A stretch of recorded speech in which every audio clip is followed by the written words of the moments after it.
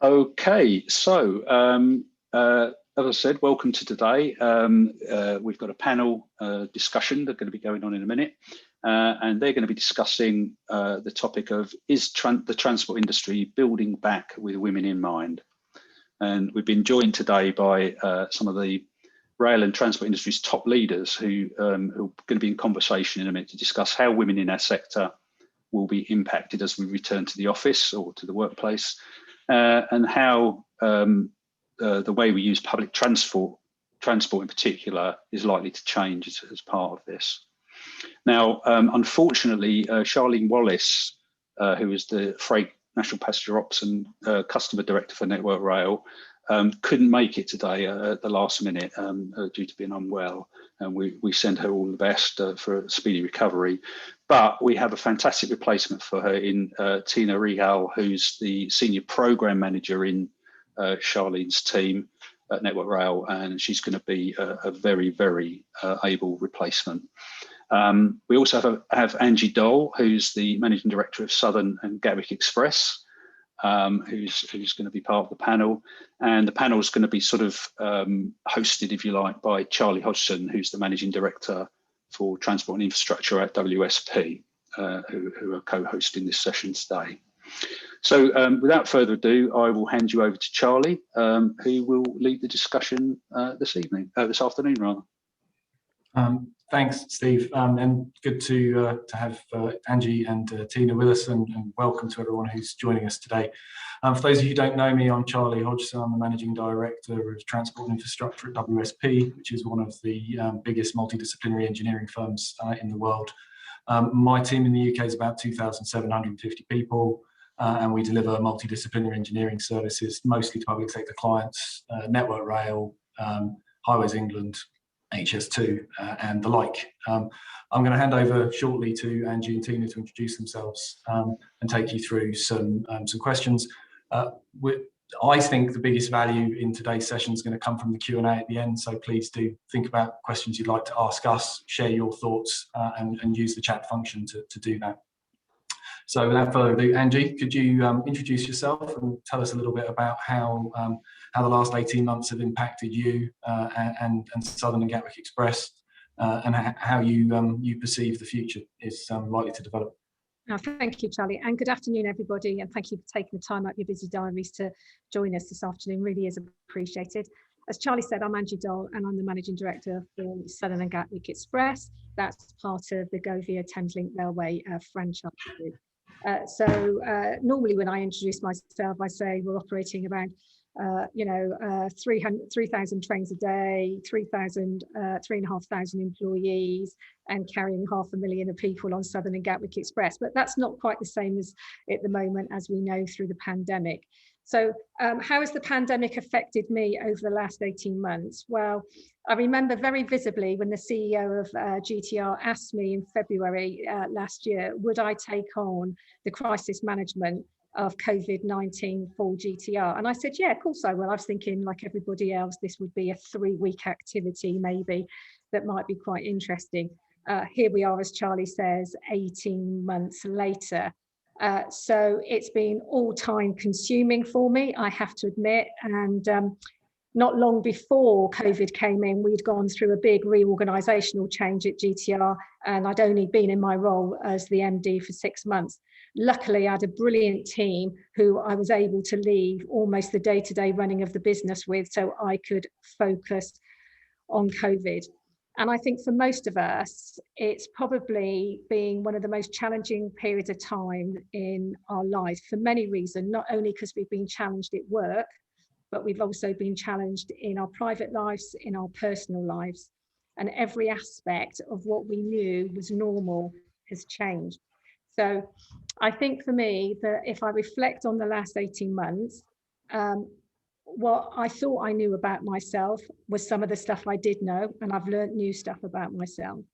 I think as well, I've been amazed at how people come together and work in a crisis.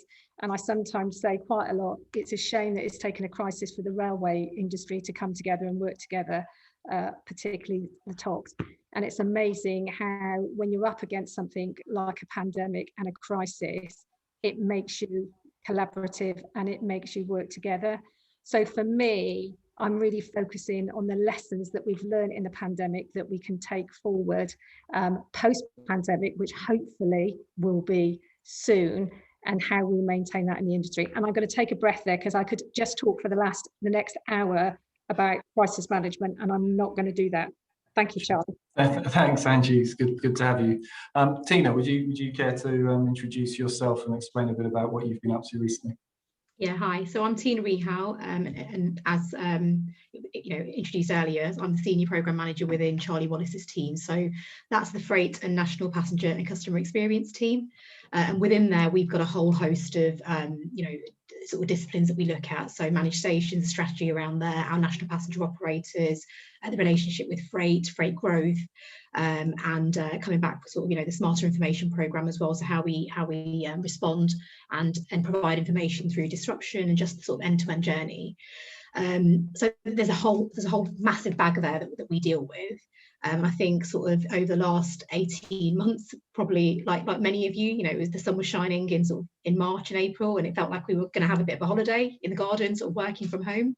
And I sort of started the process, I guess, quite used to working from home and enjoying it, and I'm at the end of it, and I think I'm probably at the end of my tether is probably where I'm at with it. But through that time, I've gone through a number of roles. So I was the customer relationship executive looking after cross country, so one of our national operators, obviously their market being the leisure market. And I am now senior programme manager across sort of our directorate, just trying to have a look at how we better deliver on our projects and for the railway, and how we respond to the change as well, sort of post COVID, so coming back from that. So yeah, a little bit about myself, and predominantly been in projects most of my career, so great. That's a little bit about me. Grant, good to have you here. Would you mind, Tina, just elaborating a bit more on the personal impact it's had on you the last 18 months, the balance you've had to strike between your family, work, and the different priorities you were facing? Yeah, I think we can probably all relate, can't we, to that sort of notion of working from home, but actually we're living at work is how I look at it now. I mean, I'm looking at a big whiteboard in my dining room, and I think it's got to that place. I've got two young children. I've got a 6-year-old and a 9-year-old who were in the midst of sort of, homeschooling when it was all sort of kicking off. And if I'm totally honest with you, I struggled. I struggled to be, a teacher, a mum, and good at what I was doing at work. And I think something, when you think about level of effort and something's got to give, there were those decisions that you've got to really make throughout that time about what is most important.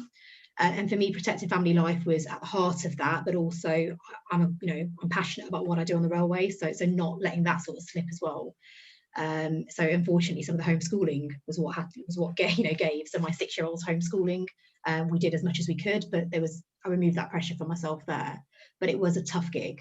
It's probably the right way of saying it. Yeah, I'm also a father of a 6-year-old, so I maybe had some benefit of my wife picking up a lot of the effort, but the days when I was in charge, it's bloody hard work. So well done. How did Network Rail respond, and was there anything they did that we could all learn from, and were there any other behaviours or things your colleagues did that you think you'd like to share that would be positives that we could take forward into the new normal when hybrid working, we all assume, becomes the way everybody operates? I think Angie hit the nail on the head, didn't she, when she talked about collaboration, and we joke about it, but it took a pandemic to sort of really show the true breadth of sort of collaboration. But responding to COVID, I mean, we were front and centre my director, actually, Charlie Wallace, was front and centre at really trying to respond in terms of supplies within sort of the industry, sort of, NHS volunteer programmes, really making Network Rail think about actually how we would assist, the country really in recovery. So there was all of that was happening.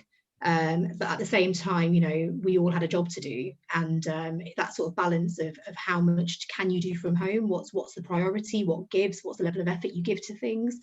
I think that was at the front and centre of what everyone did, didn't they? They sort of looked at actually what has to happen, and just responded on that basis. So our station teams, our managed station teams were at the forefront of responding to passengers and sort of all the forever changing information that came out, guidelines always within the guidelines, but really trying to respond to last minute changes throughout all of that, and doing it in a way that passengers felt that they had the level of information they needed to be able to travel. So I think Network Rail has worked as sort of industry leaders with our operators, our customers, and hopefully that's something that we continue to do going forward. And I think it's also, it's quite it's an achievement really that through all of that happening, our projects continued on as well, and we delivered what we intended to really as well. So that in the midst of all of this sort of disruption, we're still at the heart of everything that we were doing. And Angie, have you given any thought, as the leader of Southern and Gatwick Express, what you're going to learn from the last 18 months and how you're intending to manage your team and all of your people to kind of give them the best of both worlds? Yeah, I think you said, for me, it's taking out all the positives of the lessons learned out of this. And I think one of the lessons we learned very quickly is, people can work at home effectively. We were really agile in getting all of our staff who could work from home, getting them set up so they could work from their home environment with PCs. Whoever thought that train planning could work from home? All those roles that we had to come into the office every single day. So we were really agile and really quick, and really quickly adopted Teams. Our CFO had been for months beforehand, almost for a year, asking us to adopt Teams, and we really had to pick it up. So I think that will carry on working. I think for me, the biggest learning about this is, that flexible working is no longer a dirty word. Mm-hmm. Yeah. And realizing as well, I think, when people used to roll their eyes, when women in particular might have to say, oh, can I work from home because my child's not feeling very well today? And it's, and what we've got used to is how many times have you been on a meeting and somebody's kids have come in the room because they need some help, or the delivery man has turned up, or the cat has jumped up. I think we're much more tolerant. And as an organisation, definitely at GTR, we are much more tolerant of people having other things going on in their life. And, we have seen into people's lives in a way that we've never seen before. We've seen people, we used to see people at work and the way they presented themselves at work, but you also then see people in their real homes. And I think, allowing people to come into your home just brings a completely different dimension. Now, luckily, I didn't have to have the struggle of doing homeschooling as well, because I just don't know how I would have done that. I think it would have been, here's the telly, get on with it, BBC, thank you very much. But I think it's thinking about that 9 to 5 is never going to be the same. But what we have seen over this, and from talking to women in my own team, is them finding some support from each other, feeling, I can't do the whole school, feeling so guilty about stuff. I can't do the homeschooling, I can't do my job. And then as leaders of the business, us saying, and me saying to me, that's absolutely fine, take some time out. It's not about you being here from 9 to 5. If you need to reorganize your day so it works better for you to do things in the evening. So there's a couple of things that we introduced to help people during the crisis that we've said we'd carry on doing. First of all, you don't have a Teams meeting for an hour anymore. It's 50 minutes or 55 minutes, because otherwise you have no time. I've got the bladder of a mouse, and I was never making it to meetings because I would always have to be going off. And the fact about COVID was you don't see people in the office anymore. So every time you wanted to have a chance conversation with anybody, that didn't happen. You had to have a meeting. So suddenly your whole day is just full of back-to-back meetings. So the other thing we did is no meetings longer than 55 minutes to allow people some time in between. No meetings between 12 and 1.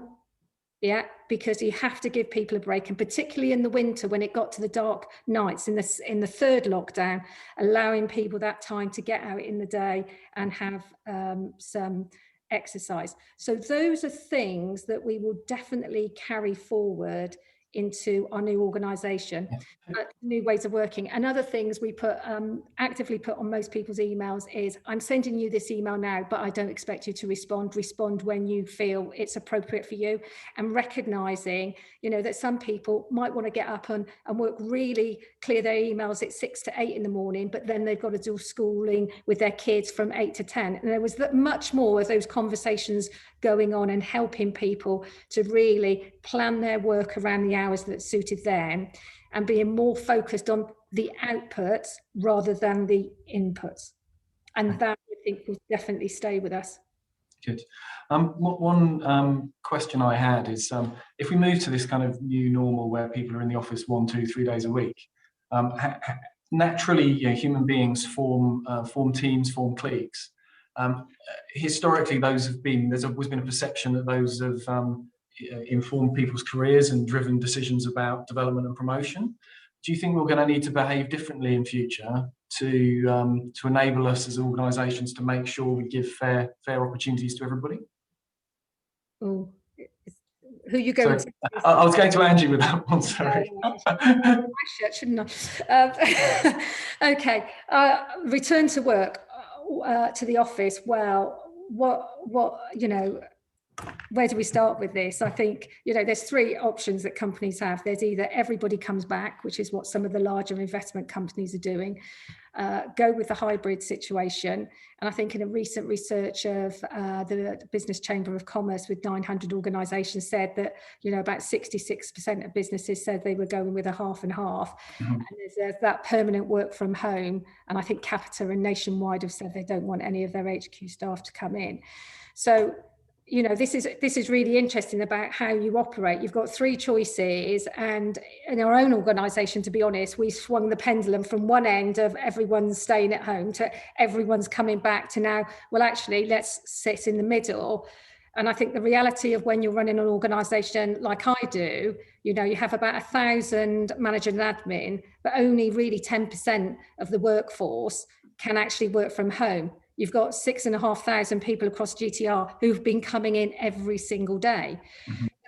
So, you know, before we talk about promotion and what's that doing, how do you create a 2-tier environment within your own workforce about people who've been in every day and people who've had the luxury of working from home, or the perception of the frontline staff, the luxury of working from home? So that's a thing to grapple with. And most organisations have gone with a half and half. And the really interesting things is, you know, everybody wants to have flexibility. People want to have control of when, where and how they work. But the reality is not every role has the same level of flexibility. And that's the issue that's the really challenging thing at the moment. Have you faced any feedback from the frontline operational staff or their representatives around that disparity of flexibility? Because it's always something that pre-pandemic we used to talk about. Well, we can't have flexible hours for the office staff because, you know, we don't have them for the drivers or the station staff. How are the unions and the staff responding now that it's been proven to be possible? The unions have been very silent on that. They've been quite vocal on other things, but not on that. Okay. And I think really, you know, like I say, because station managers, engineering depots, train managers, they've all been out. They've still had to work. Okay, we've had to, you know, introduce COVID secure environments, so we haven't had as many in. I think it's really that senior management, and it's really easy to say, well, we can do a Teams or we can do briefings, which we've done lots of stuff. But people really want to see you in the depot. They want to see you face to face. And as a senior leader, I don't want to get all my information from a report. I'm really a go, look, see, listen person. And it's got to the stage where I'm coming into the office and I'm sitting in my office and I'm just on team calls. And my husband is saying to me, well, why you bother going in? I said, because it's all the people that I meet on the way. It's all the people that I talk to at the booking office. It's the people that I see on the train. It's the people that I see on the station. You know, that 5-minute conversation. Yes, I could be sitting in my office in Croydon and on Teams calls all day, but it's those people that I'm seeing that makes the difference. But I've realised I haven't answered your question, your original question, Charlie. No problem. It was an interesting answer, Angie. Tina, we're getting a few questions through on the chat, so I'll take some of those if that's all right with you. The first one is about how we as, you know, industry leaders could do things to help drive customer confidence in getting passenger numbers back. So, driving, in my mind, getting bums on seats again on trains is an imperative, because it's the reason our industry exists. So, I don't know, could you say anything about what Network Rail may have done to help encourage that?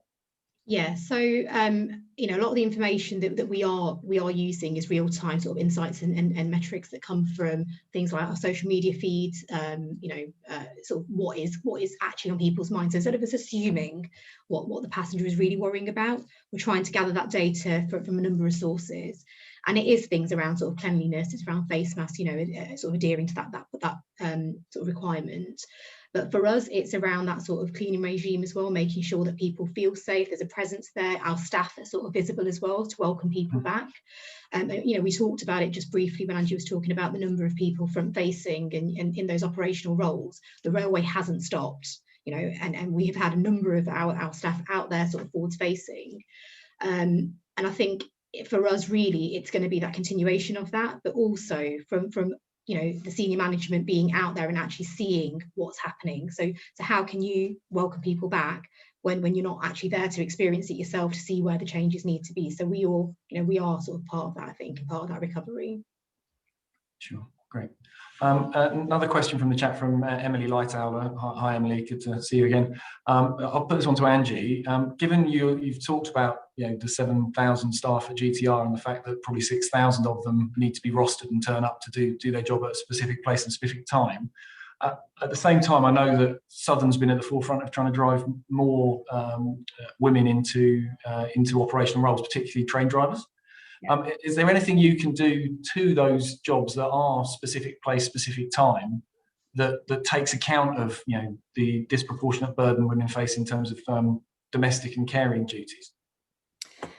Yeah, we have been at the forefront of trying to increase the number of females into the railway. I think when I joined, it was something like 3% of women joined operational roles. So over the last couple of years, we've had a really big campaign around bringing more women into engineering apprenticeships and also into driver training roles. And we've changed our whole recruitment process and where we advertise. And we've got that up now to around almost under 20% of those roles have increased. And in fact, now we have, when I meet all the trainee drivers cohorts when they come in, and we have 8 in each cohort. And I think for the last year, we've always had an even split of male, female. And little things that we did to make a difference is when we do the assessments day, when the last time we went out to advertise for train drivers, we had 21,000 applications. So we have a lot of people applying. So one of the things we do is we put all the women who apply on the same assessment day. So when they turn up, they are with other women, rather than turning up and being the only woman that might be in an assessment centre of 10. So practical things like that have been really good. What was the question again, Charlie? What else can you do to make those roles more appropriate for women? So you've talked a little bit about recruitment. What about when you get them on board through training and then into operations? And how? The little things like, when I joined 20 years ago, I'd go to an engineering depot or a driver's depot and there'd be no toilets for me to use. That's the absolute basics, isn't it, Angie? So it's really about, setting up the work. So once you get them in, you've got to set up the working environment. And also then you've got to be able to have that flexible working. Now, let's be honest, a train driver's job with set driving patterns of earlier lays, that's got to be an ideal job that you do as a job share. Yeah, there's no handover, there's no nothing. You come in, you do the job. So, we are working around more part-time working, more flexible working, because to train a driver costs me £110,000 a year. So I'm putting a huge amount of investment in, and I'm bringing in more women, and I want those women to stay in the business, and I want those women to be working in the business. So again, it's not enough for us just to change our recruitment policy. We have to absolutely change the way that we allow women to work, particularly in those driver operations. I'd just like to add there as well. So in terms of the framework, I think you're right. It's not just around recruitment, it's around sort of retention as well, isn't it? And it's about sort of making it a comfortable environment. And if we think about sort of what Network Rail have been doing, so over a number of years now, we've really been trying to obviously focus on sort of the D&I part of it, but this year was massive for us. So you're talking about the first time ever for Network Rail to be recognised, in the top sort of 50 employers for women. Now, that in itself speaks volumes, but that's only like one small little cog of it. There's so much more to go. And the way that we obviously think about recruiting and numbers and what have you, when you think about productive teams, I think the sweet spot's around sort of what 20% plus is where you sort of get the most collaborative teams, motivating teams, safe teams. And at sort of 2020, we hit the top, well, we were just under our target, so about sort of 19% really of women overall across the business. With an aspiration that by 2024 we get to 26%. Now that sounds like a really small jump, doesn't it? Sort of 7%, but actually that allows us to really think about how do you bring the most into teams, how do you get the most engaging teams, and really start to think about what is the value add of having a diverse team of women on it. So I think there's so much to go at still, but there is recognition that the industry has moved massive since I joined. I joined about 15 years ago, and you look around the office, and I was probably the only female in some of those teams, and now I work in a team where actually we outnumber the men in our team. So I think that there is that sort of recognition that we've moved on quite a bit, but there's so much more to go at. Great. Another question from me, Angie. Have you noticed any change in the balance of sort of caring duties between men and women in your team? Do you think the pandemic has impacted that? Do you think, there's lots of research to say it's disproportionately fallen on women, but do you think that it's possibly opened some men's eyes as well, and that maybe has changed things, or am I being an idealist? No, not at all. I've got a lot of women in my team, and they've all said it's been a real eye-opener for their partners at home. Mm-hmm. One, about what childcare involves, and two, about what they actually do in their jobs. And, they've even had their partners go, cool, you've actually got quite a busy job, haven't you? You do, don't you? How do you manage all of this? So I think, there is that sort of awakening type of thing. And hopefully, that balance is changing now. And I think the balance will change, as women become more financially equal in the household, then that balance will have to change. And I think COVID has accelerated that. I think it was happening, but it's accelerated it. Great. Tina, just looking at the chat questions, there's one come here about rules and individuals, and the sort of the trade space between creating a hard set of rules that are inflexible, that are fair for everybody, and organisations understanding that everybody's different and has different priorities. And I don't know, have you got any feelings as to whether or not Network Rail's got any way of solving that that quandary, and what you might recommend we could do to help?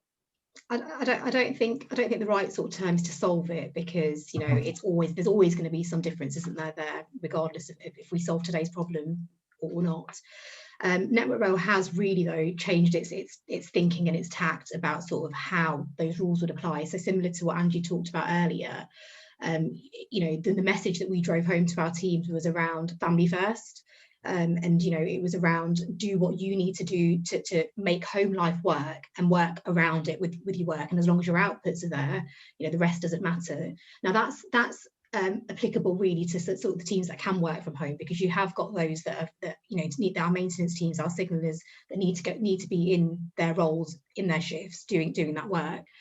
So those rules, it's quite difficult to talk about them in that sort of sense, isn't it? Because there's some rules that they're guided by sort of safety and running a railway, and while we can think about job sharing and how you might sort of deal with some of that stuff, actually those roles still need those people at those times.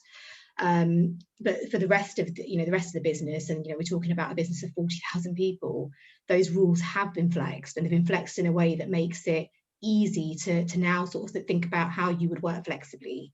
I mean, I've worked flexibly all throughout sort of my career. But thinking about sort of 9 years ago when I had my son, if I was going to leave a meeting and say, actually, I've got to go pick him up from nursery, I would feel quite apprehensive about that. Now I plan my meetings around my childcare. So I think it's that confidence to say, actually, I can't make this meeting because I have got another commitment. And that doesn't mean work slips. It just means that you're really prioritising actually how you will spend your time and how you're more efficient with your time. Yeah, no, look, pre-pandemic and pre my life at WSP, I was also responsible for a business in the Nordic region, and the Swedes and Norwegians have been living like that for 20 plus years, and they didn't need a pandemic to teach them to do it. So I think it's definitely possible. I was always amazed by how productive they could be, despite the fact the office was kind of empty at 3:30 in the afternoon. Yet everything still seemed to manage to get done. Yeah, and it's funny, isn't it? Because I think you had two schools of thought. You had those that, you know, would always be in the office, and that's how they saw productivity. It was about being there and being sort of present, I suppose. And then you had that sort of mix and blend of some people that would work a little bit of flexible working a day or so from home or whatever. But that was always seen as like this, almost this bonus that you had the opportunity to work from home.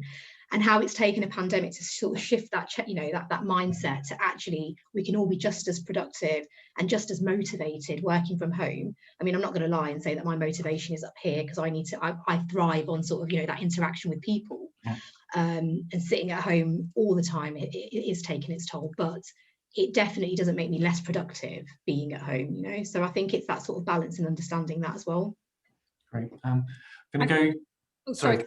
Come back on that, Charlie, because I think it's really interesting what happens with this. I said, you know, the pendulum had swung both ways for us about what we were doing, and you know, some people really wanted, well, am I in 2 days a week or 3 days a week? And we said, well, you should be in or on the network, or as half as, you know, as equally amount, and people have struggled with that.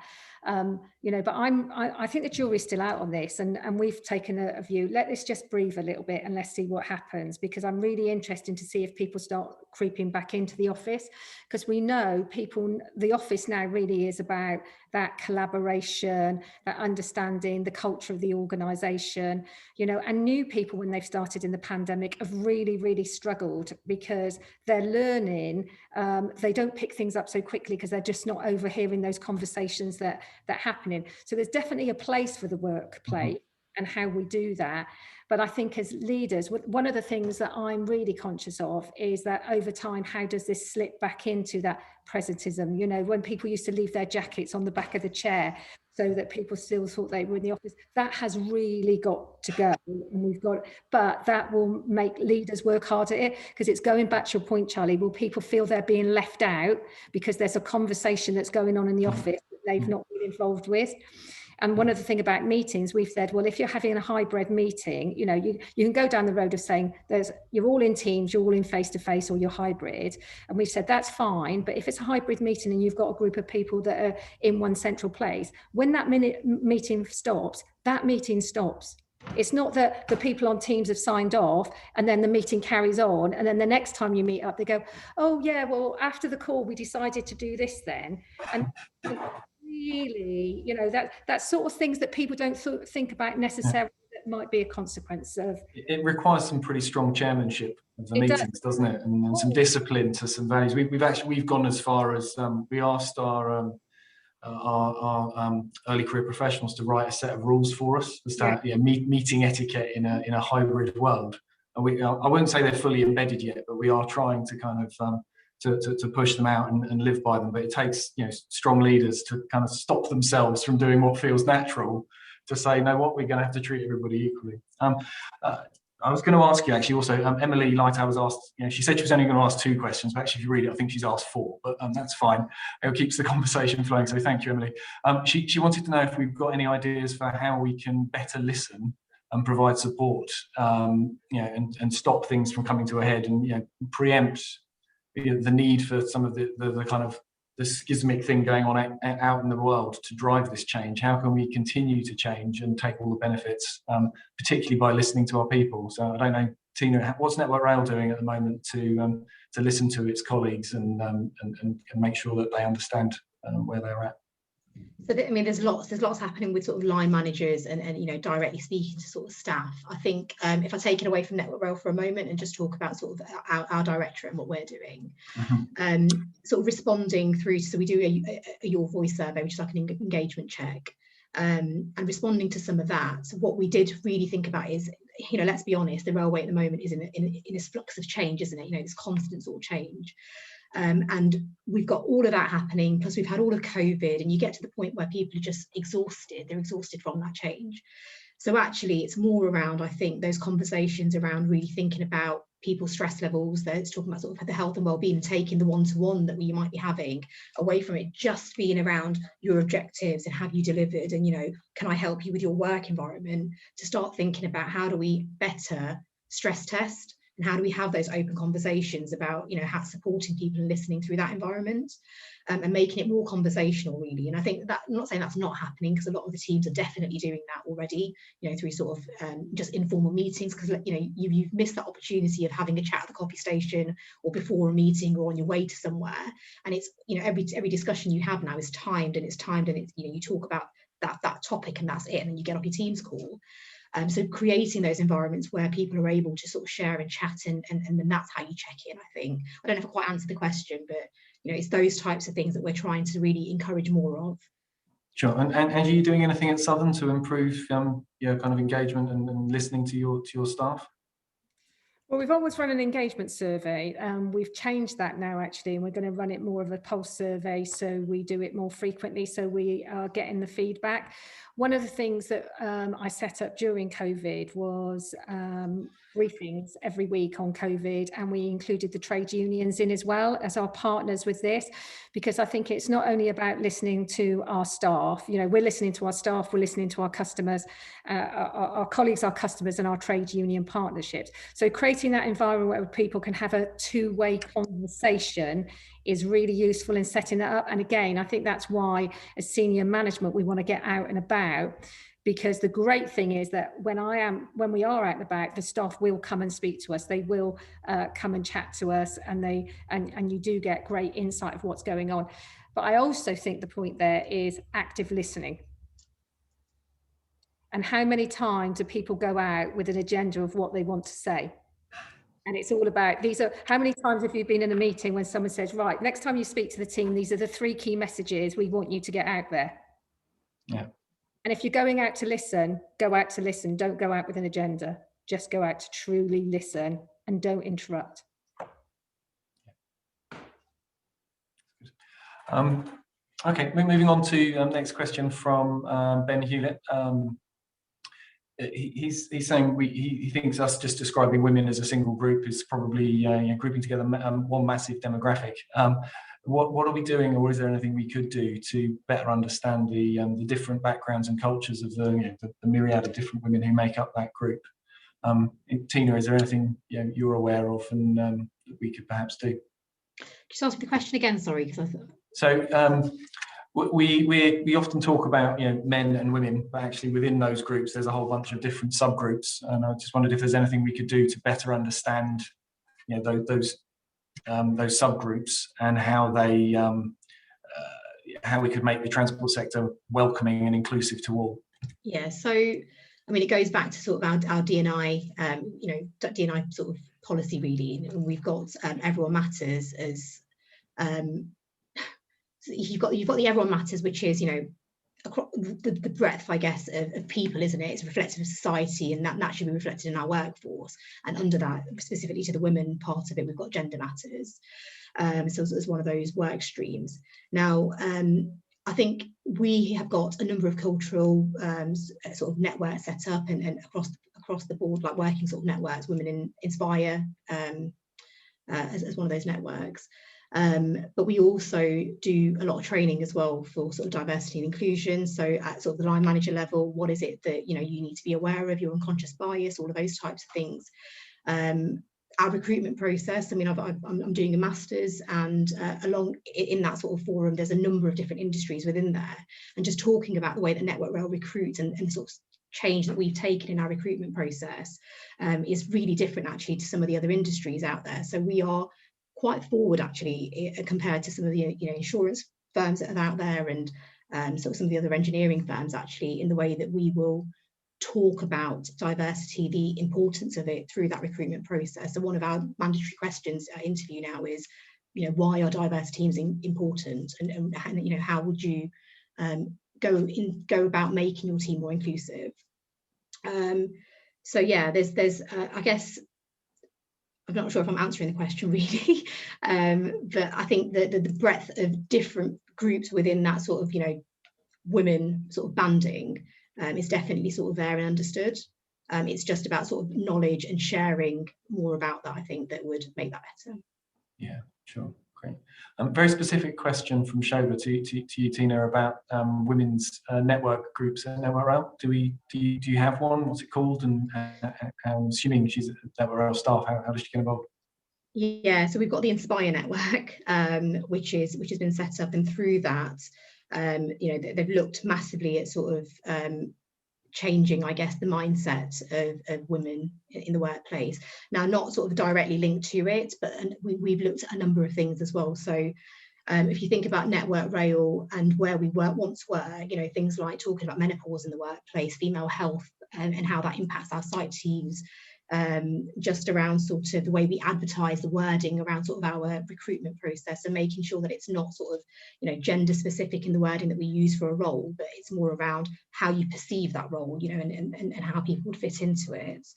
Again, flexible working and the way that we sort of, you know, fit around that. So while we've got the networks, we've also got a number of things that branch off from them in the way that we would sort of treat our workforce, or the opportunities that are available to our workforce. Oh, great, thank you. Angie, there's a question here from Angela Hutchinson. How else have you been able to support workers who can't work from home during the pandemic?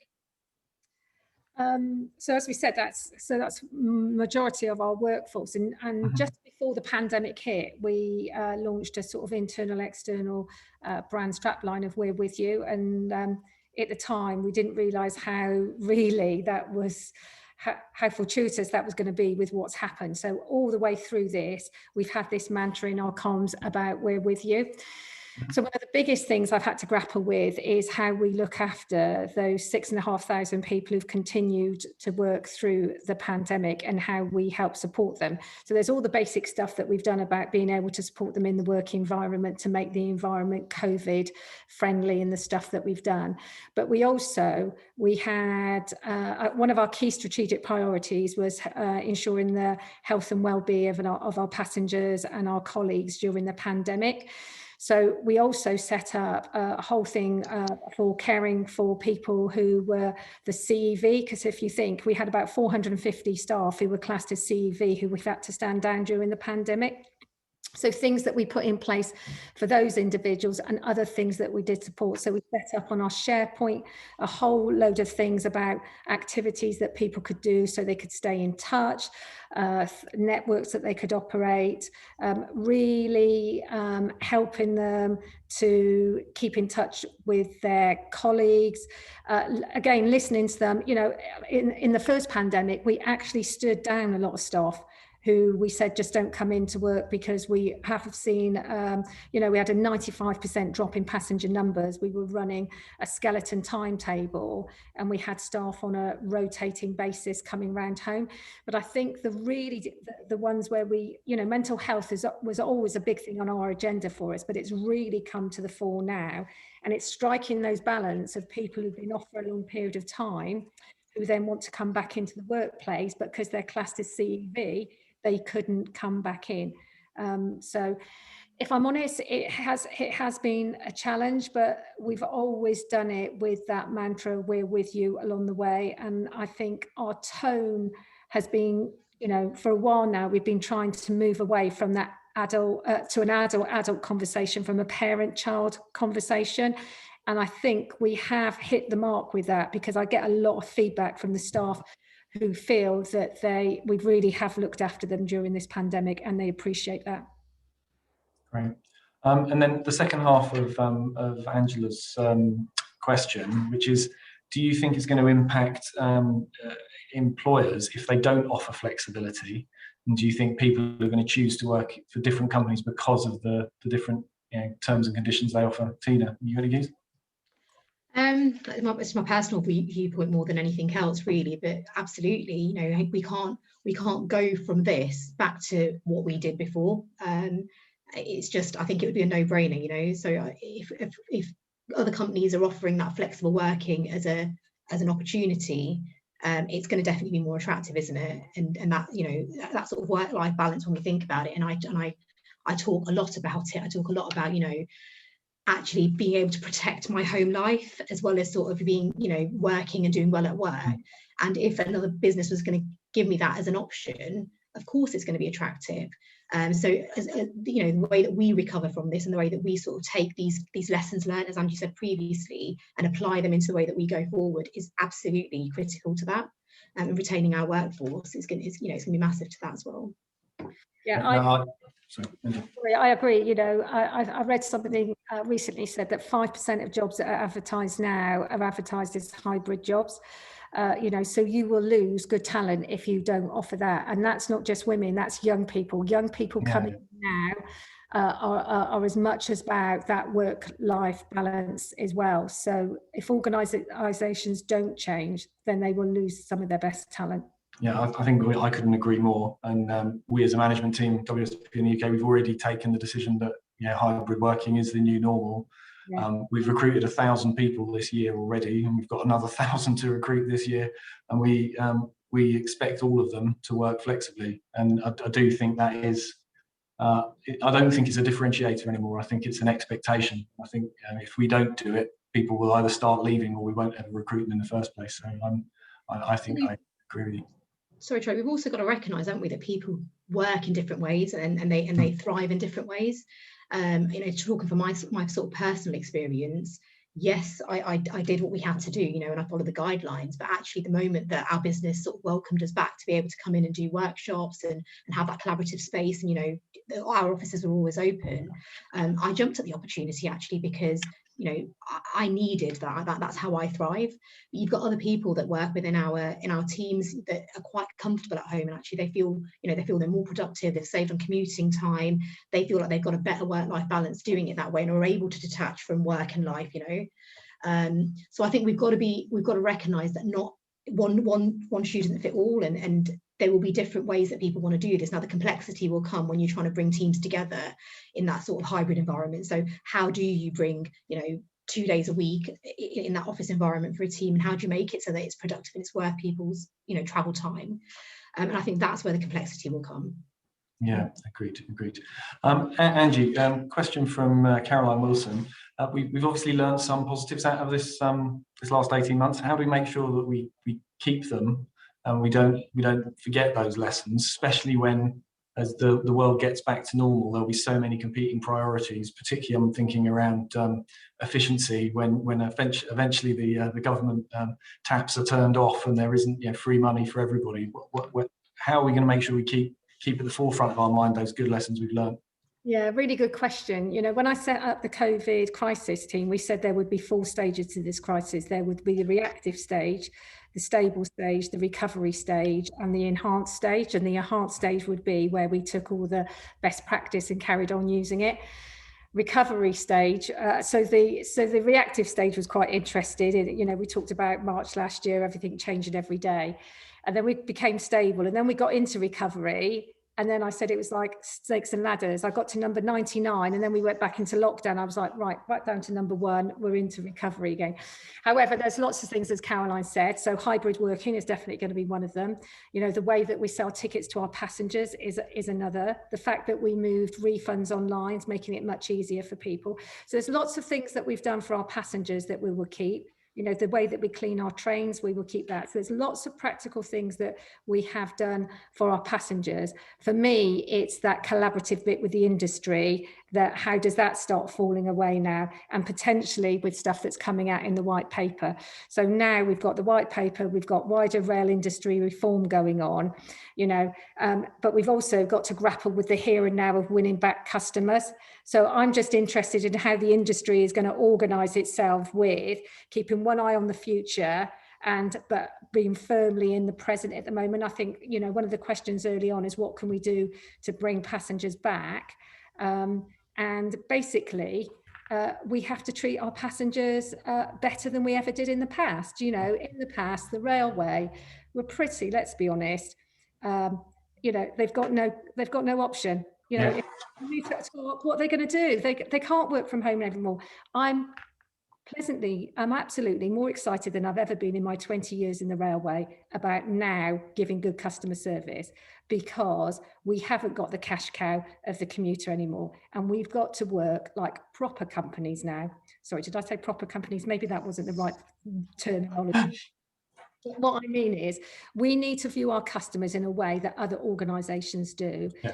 understand the value of the customer. So that is the thing that has got to change, as is changing, and that's the thing that we cannot lose. So for me, that's what we've got to take forward.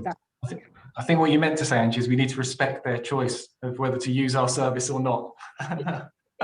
and make them want to, and take all those pain points away and make it a pleasant experience. Absolutely, couldn't agree more. Philippa Holdings asked a question, and Steve's reminded me I missed it earlier. So what resources and training do you have in place to help your employees effectively manage stress? Tina, you. Oh, what training do we have in place? It's a good question. So we definitely have sort of a lot around sort of mental health sort of training and first aiders and what have you.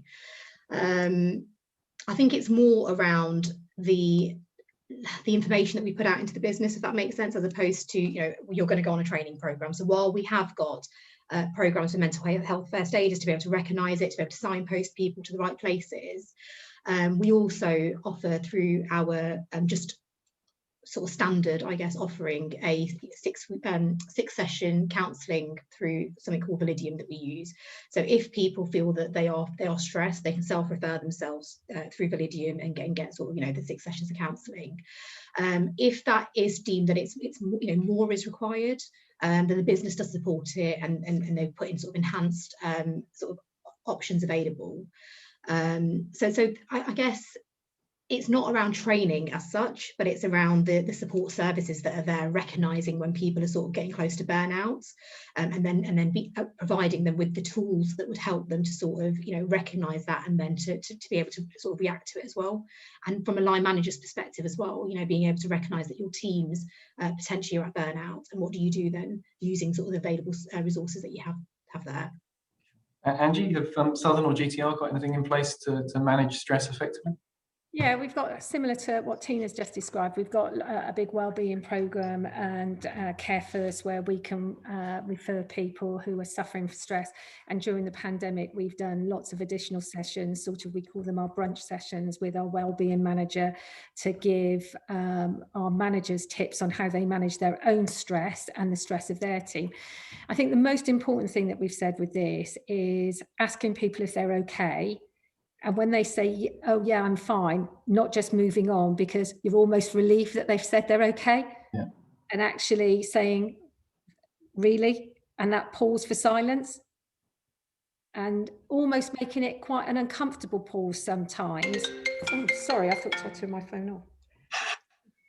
Making it an uncomfortable pause at time, and really asking those questions. But part of this is about knowing your team and really understanding your team. You know, if you're a really good line manager, you can tell just by the non-verbal language of your team member whether they are coping or not. And I think about us, it's been about saying to people, be honest with how you're feeling, be honest with us, and we will help you every step of the way that we can. I think it's worth recognising as well, isn't it, that, you know, this strange environment that we found ourselves in, where everything was a Teams call, but sort of recognising that you can still pick up the phone and have a conversation. You know, where it was possible with my team, I would still go and, you know, we'd have a coffee where it was possible, socially distanced, and there were members of my team at that, you know, through that did struggle with working isolated, and just recognizing that we work in different ways, having that conversation, picking up the phone, going to sort of the old method of a phone call, and just asking people how they are. I think we're so quick to get to sort of business through that call, that having a couple of minutes at the start just to have a bit of banter and a bit of, you know, that release of actually, how is your day really going, and you find that people get very honest about it as the masks started to fall, you know, halfway through lockdown. People got really honest about actually how difficult things were for them, and just being on the other end, you said before, about actively listening, not trying to jump in with a solution, but just being there to listen and hear that it was hard for people. I think that's really important. Great. Thank you, Tina and Angie. I think we've come to the end of our time. Steve's popped back up again. I think there's a few closing words he needs to say, but I'll just thank the two of you again, and all of our participants today. It's really good to have so many people here to listen to us, so thanks for your time. Steve, over to you for closing remarks. Yeah, thanks, Charlie. Sorry, I'm going to be the party pooper to draw everything to an end, because that was a really fascinating discussion, and I'm sure we could have gone on for another hour talking about some of these issues. But I would like to just say thank you, Charlie, for hosting that, and Tina and Angie for your brilliant insights into some of these issues and answering all the questions so honestly, and particularly Tina for stepping in at late notice. It's been fantastic. Thank you. Just as a quick plug, the next Women in Transport event is next Wednesday, the 30th of June, where we have a regular 2-weekly live networking forum for our members. And second part of the plug, that if you're not a member and you'd like to join that session or any other event with Women in Transport, then please have a look at the membership on our website, which is www.womenintransport.com. We do quite a number of these type of events every year, and we'd love to have you along to those if you're able. Finally, on behalf of Women in Transport and obviously WSP, thank you very much for attending today. We hope you've enjoyed it. I certainly have. And thank you again, Charlie, Angie, and Tina for your contribution. So thank you very much, everyone. Thank you. Thanks, guys. Take care. Have a good day. Bye.